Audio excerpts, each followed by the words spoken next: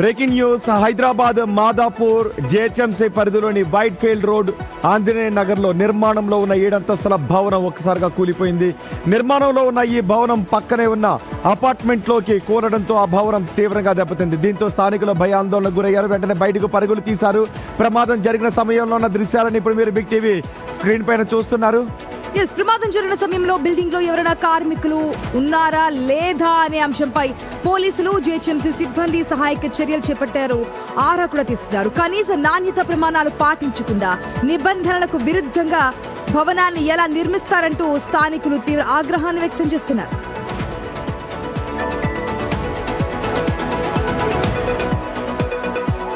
మాదాపూర్ లో కూలిపోయిన 7 అంతస్తుల భవనం ఇదే. ఇది కేవలం నిర్లక్ష్యం కారణంగానే కూలిపోయింది అని చెబుతున్నారు. పక్క అపార్ట్మెంట్ పై ఈ భవనం కూలిపోవడంతో ఈ ఘటన చోటు చేసుకుంది. మాదాపూర్లో ఘోర ప్రమాదం జరిగింది.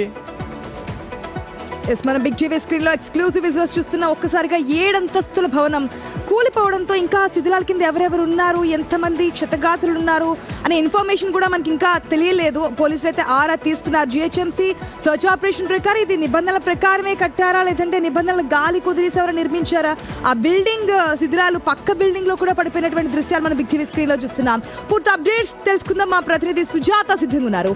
సుజాత, నిజంగానే నాణ్యత ప్రమాణాలు పాటించారా? మనం విజువల్స్ లో క్లియర్ గా చూస్తున్నాం. భవనం కుప్పకూలిపోయింది, శిథిలాలు మాత్రమే కనిపిస్తున్నాయి. ఎవరికైనా ఏమన్నా అయిందా? శిథిలాల కింద ఎవరైనా ఏమైనా ఉన్నారా? ఏంటి సిచ్యువేషన్ అక్కడ?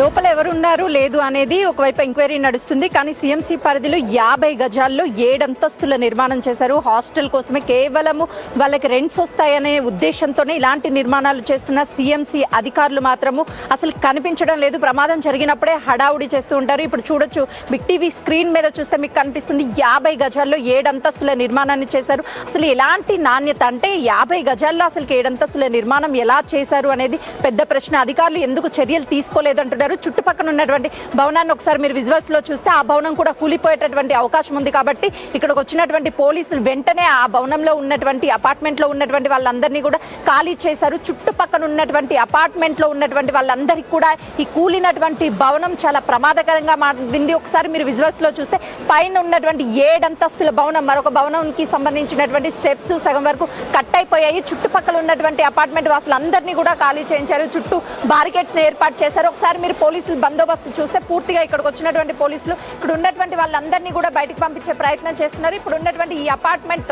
మీరు విజువల్స్ లో చూస్తున్నటువంటి ఈ అపార్ట్మెంట్ మీదనే 7 అంతస్తుల భవనం పడిపోయింది. ఒక్కసారి పైకి కెమెరామెన్ చూపిస్తాడు. ఇది మొత్తం పెద్ద అపార్ట్మెంట్. ఈ అపార్ట్మెంట్ పై ఫ్లోర్ అంటే టెర్రస్ మీద వరకు ఈ 7 అంతస్తుల భవనం పడడంతో అందులో బెడ్రూమ్ లోకి ఈ మొత్తం గోడంతా కూలిపోయింది. అక్కడ ఉన్నటువంటి నాణ్యత లేకుండా నిర్మించిన 50 గజాల స్థలంలో 7 అంతస్తుల భవనం కట్టారంటే అధికారులు ఏం చేస్తున్నారు? జిహెచ్ఎంసీ అధికారులు ఏం చేస్తున్నారు? కనీసం పక్క అపార్ట్మెంట్ వాళ్ళైనా కంప్లైంట్ చేయలేదా? అసలు జిహెచ్ఎంసీ అధికారులు అక్కడ విజిట్ చేయలేదా? అసలు పర్మిషన్ ఇచ్చింది ఎవరు? ఫస్ట్ పర్మిషన్ ఎలా ఇచ్చారు? దానికి అసలు నిర్మాణానికి పర్మిషన్ ఇచ్చారా? 50 గజాలు 7 అంతస్తుల భవనం అంటే మామూలు విషయం అది?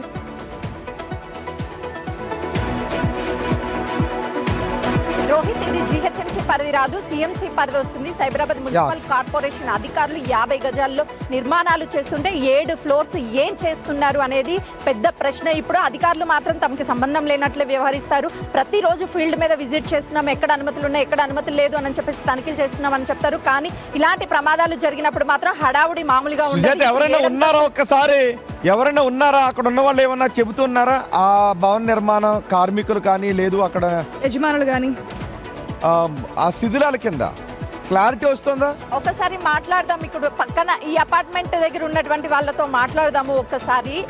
ఎప్పుడైనా గతంలో ఇలాంటి నిర్మాణాల మీద ఫిర్యాదు చేశారా ఏంటి అని? ఎప్పుడైనా ఫిర్యాదు చేశామండి. వాళ్ళు ఎవరు వినట్లేదు వాళ్ళు. సో ఆ ప్లేస్ సరిపోదు, అది చాలా చిన్నగా ఉందన్నా కూడా వాళ్ళు అలాగే 7 ఫ్లోర్స్ 8 ఫ్లోర్స్ కట్టుకుంటూ వెళ్ళిపోయారు. ఈవెన్ పక్క బిల్డింగ్ మీరు చూడండి, ఇంకో బిల్డింగ్ కనిపిస్తుంది, అది కూడా అలాగే ఉంది. ఇచ్చేసి వాళ్ళ హాస్టల్ బిల్డింగ్ ఇచ్చేస్తున్నారు అవన్నీ కూడా. ఫ్యామిలీస్ ఉంటారు, 50 గజాలు అంతంత నిర్మాణాలు చేస్తే రేపొద్దున ఇలా కూలినప్పుడు చాలా ప్రమాదం జరుగుతుందని అధికారుల దృష్టికి తీసుకెళ్ళారు. అధికారులు కంప్లైంట్ ఇచ్చారమ్మా, మా సూపర్వైజర్ అయితే కంప్లైంట్ ఇచ్చారు. కానీ ఎవరు జిహెచ్ఎంసీ వాళ్ళు కానీ ఎవరు దాన్ని పట్టించుకోలేదు. భయం అనిపిస్తుందా ఇప్పుడు అంత పెద్ద భయం ఉంటుంది? భయం అనిపిస్తే ఎవరికైనా భయం ఉంటుంది కదా. పెద్ద మనిషికి దెబ్బ తాకింది. వాళ్ళు ఇప్పుడు తీసుకెళ్ళారు, బయటికి తీసుకెళ్ళారు. ఇంకా ఘోరంగా ఎవరు పట్టించుకోలేరు. గవర్నమెంట్ రెస్పాన్సిబిలిటీ ఏం లేదు. 5 పోల్ 6 పోల్ కట్టుకునే ఇబ్బందులు అయిపోతారు. సిఎంసీ అధికారులు ఇప్పటికైనా ఇక్కడికి వచ్చారు అసలు?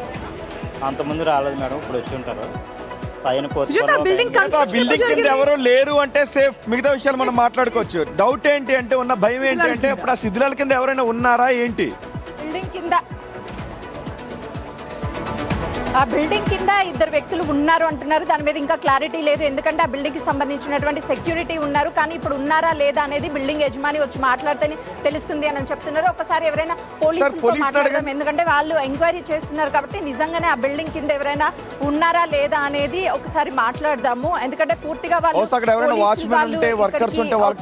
ప్రొటెక్ట్ చేస్తున్నారు అందరినీ. కానీ ఎవరైనా వర్కర్స్ ని కానీ వాళ్ళతో ఒక్కసారి ఎవరితోనైనా మాట్లాడే ప్రయత్నం చేస్తాను. ఇక్కడ పై ఫ్లోర్ లో ఉన్నటువంటి వాళ్ళకి మాత్రమే గాయాలయ్యాయి, కింద ఎవరు కూడా లేరు అని చెప్తున్నారు. కానీ దాని మీద ఒక క్లారిటీ రావాల్సి ఉంది. అధికారులంతా అక్కడ బిల్డింగ్ చుట్టుపక్కల ఉన్నటువంటి వాళ్ళని ఖాళీ చేయించే ప్రయత్నంలో కొంత బిజీగా ఉన్నారు. ముందు అక్కడ ఎవరైనా ఉన్నారా, వాళ్ళని ప్రొటెక్ట్ చేయాలి అన్న ఉద్దేశంతోనే అధికారులు ఉన్నారు. కాబట్టి ఒకసారి మాట్లాడదాం వాళ్ళతో. సార్, బిల్డింగ్ కింద ఎవరైనా ఉన్నారు? ఏమమ్మా, ఇప్పటివరకు అయితే బిల్డింగ్ కింద ఎవరు లేరనే చెప్తున్నారు. అది అండర్ కన్స్ట్రక్షన్.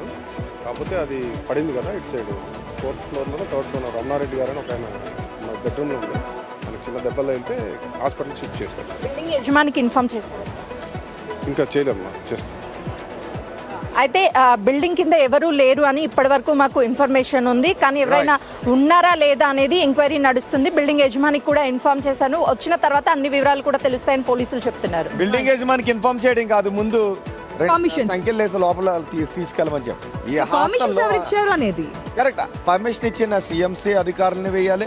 అండ్ 50 గజాల స్థలంలో 7 అంతస్తుల భవనం కట్టి ఎంత మందిని చంపేద్దాం అని అనుకున్నాడు. ఒకవేళ ఇప్పుడు కన్స్ట్రక్షన్ లో ఉండగా కూలిపోయింది, రేపు ఏదైనా హాస్టల్ అంటున్నారు, హాస్టల్ కి ఇచ్చి పిల్లలు ఒకవేళ కరెక్ట్ కదా. ఇప్పుడు పక్కన ఈ కూలిపోయిన భవనం పక్కన ఇంకో హాస్టల్ ఉంది, అది కూడా అలాగే ఉంది. అది కూడా చిన్న స్థలంలోనే లేపేస్తున్నారు. సో ఒకసారి అప్పీల్ చేస్తున్నాం, హైదరాబాద్ లో హాస్టల్స్ లో ఉంటున్న విద్యార్థులారా, మీరు చిన్న అగ్గిపెట్టి లాంటి హాస్టల్లో ఉంటే అది ఏ క్షణమైన కూలిపోయే అవకాశం ఉంటుంది. ఫస్ట్ వెళ్ళి ఇది అధికారులకు కంప్లైంట్ చేయండి. నిర్మాణంలో ఉన్నది కూలిపోయింది, రేపు పొద్దున్న నిర్మాణం కంప్లీట్ అయిన తర్వాత కూడా కూలిపోదని గ్యారంటీ లేదు. అగ్గిపెట్టి లాంటి భవనాల్లో హాస్టల్స్ నిర్వహిస్తుంటే ఫస్ట్ అధికారులు వెళ్ళి రైడ్స్ చేయండి. అండ్ విద్యార్థులు ఎవరు కూడా అందులో హాస్టల్లో ఉండొద్దు. ఈ భవన యజమానితో పాటు ఎవరైతే నిర్మిస్తున్నారో అతనితో పాటు అనుమతులు ఇచ్చిన సిఎంసీ అధికారుల పైన ఎటువంటి చర్యలు తీసుకుంటారో లేదో చూద్దాం. రైట్, అదే హైదరాబాద్ మాదాపూర్ సిఎంసీ పరిధిలోని వైల్డ్ఫీల్డ్ రోడ్ ఆంజనేయ స్వామి నగర్ లో నిర్మాణం ఉన్నటువంటి 7 అంతస్తుల భవనం కూలిపోయిన దాని గురించి మనం ఇప్పటివరకు మాట్లాడుకున్నాము. ఇది నిర్మాణం భవనం కింద ఎవరైనా ఉన్నారా లేరా అన్నది క్లారిటీ రావడం లేదు. బహుశా పోలీసులు కూడా అదే చెప్తున్నారు, ఎవరైనా ఉన్నారా లేదని క్లారిటీ రావడం లేదు. బహుశా లేరు అని అనుకుంటున్నాం అని అంటున్నారు. సో శిథిలాలు తొలగిస్తే మరింత క్లారిటీ